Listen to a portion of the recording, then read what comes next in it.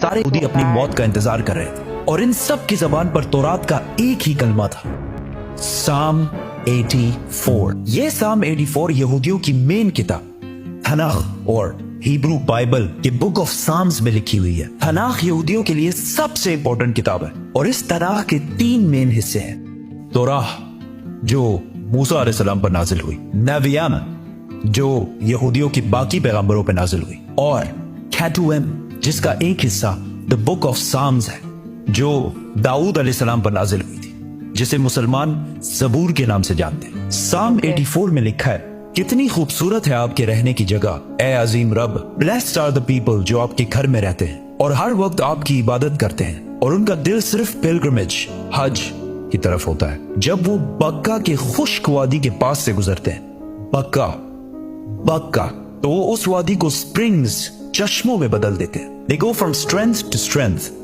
جس کا اصلی ہیبرو ترجمہ ہے They go from mountain to mountain۔ یہودیوں کی اس کتاب میں کلیئرلی لکھا ہے کہ خدا کا ایک گھر ہے بکا کی خشک وادی میں اور اس کے پاس چشمہ بھی ہے اور وہاں لوگ پہاڑ سے پہاڑ کی طرف جاتے ہیں۔ یہ کلیئرلی کعبہ کی بات ہو رہی ہے جو مکہ میں ہے، جس کے پاس زمزم کا کنواں ہے، اور لوگ صفا کے پہاڑ سے مروہ کی طرف جاتے ہیں۔ لیکن یہاں تو لکھا ہے کہ اللہ کا گھر مکہ میں ہے۔ اس کا مکہ سے کیا تعلق ہے؟ تعلق ہے قرآن کی سورہ آل عمران میں اللہ فرماتے ہیں کہ کہہ دیجئے کہ اللہ نے جو کہا ہے سچ کہا ہے، اور پیروی کرو ابراہیم کی جو بالکل اپ رائٹ تھے اور مشرک نہیں تھے۔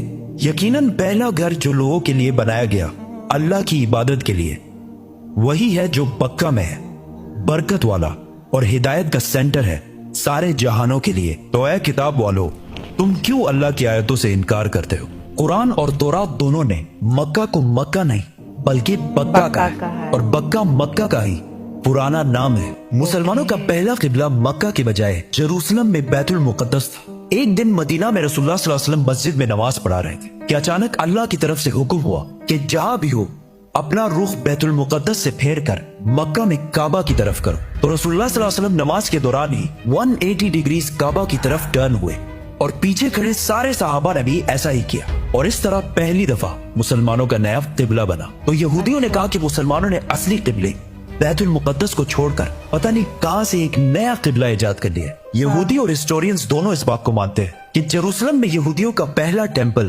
سلیمان علیہ السلام نے آج سے 3000 سال پہلے بنایا تھا، جبکہ مکہ میں کعبہ کو ابراہیم علیہ السلام نے بنایا تھا جو سلیمان علیہ السلام سے بھی ہزاروں سال پہلے گزر چکے تھے۔ تو مسلمانوں نے ایک نیا قبلہ ایجاد نہیں کیا بلکہ اصلی قبلے کی طرف واپس گئے ہیں۔